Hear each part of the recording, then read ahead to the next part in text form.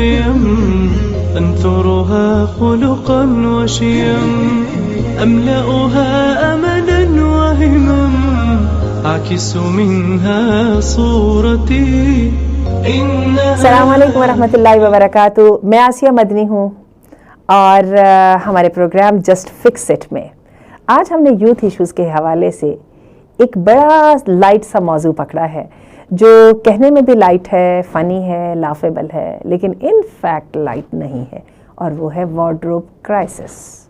जब मैं wardrobe crisis की बात कर रही हूँ तो इससे मेरी वो मशहूर पॉडकास्ट बिल्कुल मुराद नहीं है जो इस वक्त जैसे ही आप गूगल पे डालेंगे वार्डरोब क्राइसिस तो फ़ौरन वो पॉडकास्ट आ जाएगी। एक बहुत लंबा चौड़ा प्लेटफॉर्म है जहाँ पे वो हर हफ्ते गेस्ट्स को बुलवाते हैं जो बेसिकली फैशन, ट्रेंड्स और इससे रेलेवेंट बातें करते हैं। और भी बातें होती हैं लेकिन इसका बुनियादी मकसद ये है। लेकिन वार्डरोब क्राइसिस से मेरी बिल्कुल भी वो मुराद नहीं है।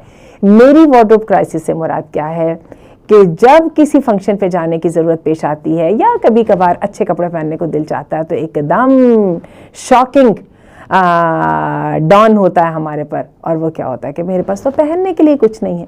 और इस काम में ख़वातीन, लड़कियां सबसे ज़्यादा शिकार होती हैं। अम्मी के साथ शिकायत में से सबसे पहली शिकायत होती ही ये है कि मेरे पास तो कुछ पहनने के लिए नहीं है, ये ईद आ रही है, ये फंक्शन आ रहा है और मैं क्या पहनूंगी।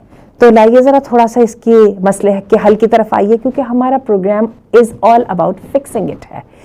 तो बात यह है कि, और अजीब बात यह है कि जब ये मसला अम्मी के सामने पेश किया जाता है तो अम्मी तो साफ इनकारी होती हैं कि नहीं तुम्हारे पास तो पहले ही बहुत कपड़े।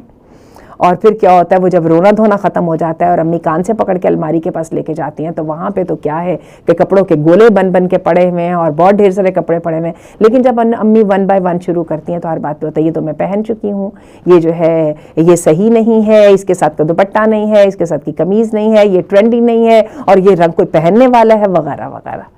तो आइए थोड़े से एक या दो मशवरे इसमें हम भी शामिल कर देते हैं। सबसे पहला मशवरा ये है, या सबसे पहले एनालिसिस ये है, wardrobe crisis basically wardrobe disorganised wardrobe का नाम है। जब हम अपनी अलमारी को ठीक करते ही नहीं और हर सीज़न के ऊपर अपनी अलमारी को पूरी तरह से रीऑर्गेनाइज नहीं करते तो वार्डरोब क्राइसिस तो हमेशा ही हमेशा रहेगा, खा आप एक बेहतरीन से बुटीक की मालिक ही क्यों ना बन जाए।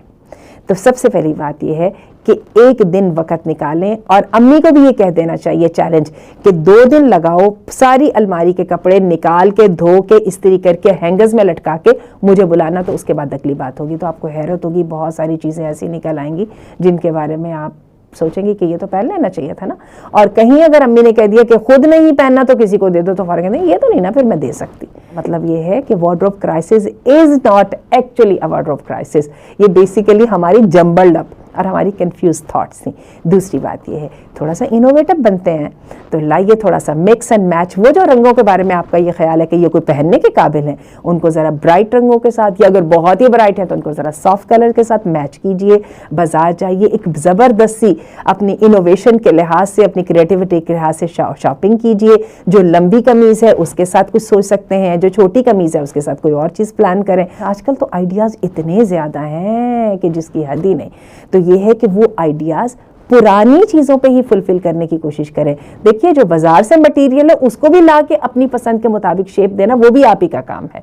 हत्ता कि आप जो रेडीमेड कपड़े भी लेके आएंगे उसमें भी मैनी अ टाइम कपड़ा तो सिर्फ एक पीस आता है, उसके साथ जो ढेर सारी एक्सेसरीज करके वो जो आपकी शख्सियत बनती है उसको तो इस काम में भी किया जा सकता है। दूसरी बात ये है कि एक असूल बनाइए, और वो असूल अलमारी की सफाई के लिए तो अहम है ही है, वो हमारी कैरिंग और शेयरिंग के लिए बड़ा इम्पॉर्टेंट है।